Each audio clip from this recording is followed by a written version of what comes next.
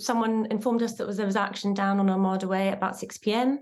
And at about, I don't know, around 7:30, that's when they started cutting the trees down, and they managed to cut down 117 trees in 5 hours. The council has said that they will not only be replanting newer trees or less mature trees, but more of those trees as well. Does that make any difference to what the council have done?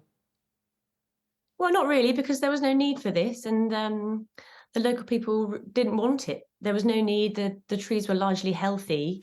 Why replace largely healthy trees with young trees? It's expensive, it's bad for the environment, and it's just not what people wanted. So, Ali, what happens? You as campaigners, I'm assuming you didn't know this was going to happen, or had you heard some whispers? And then when someone sees it happening, you try and then stop it in some way. Did you get out there on the streets? Were others with you? Yeah, there were lots of people there. I mean, I guess we thought this might happen. I didn't think anybody expected it to happen quite so quickly, and the way it did. It was really unbelievable, the presence.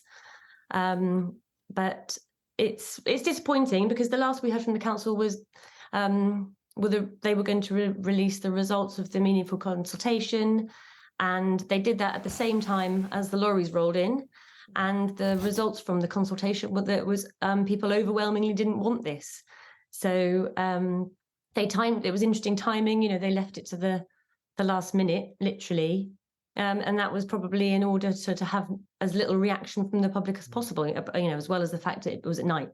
So, Alison, the council says, Plymouth Council has actually said, for reasons of public safety and the impact on the city centre, and given the size of the tree machinery, as we saw in some of those videos, due to come to the area, we scheduled the works to be carried out at night with as few people around as possible. We aim to minimise the disruption caused to the public. Is that a fair enough reason as to why the felling of these trees happened when it did? Well, I suppose that's what they would say, but it's interesting that they waited until they didn't release any information about it until the moment it started.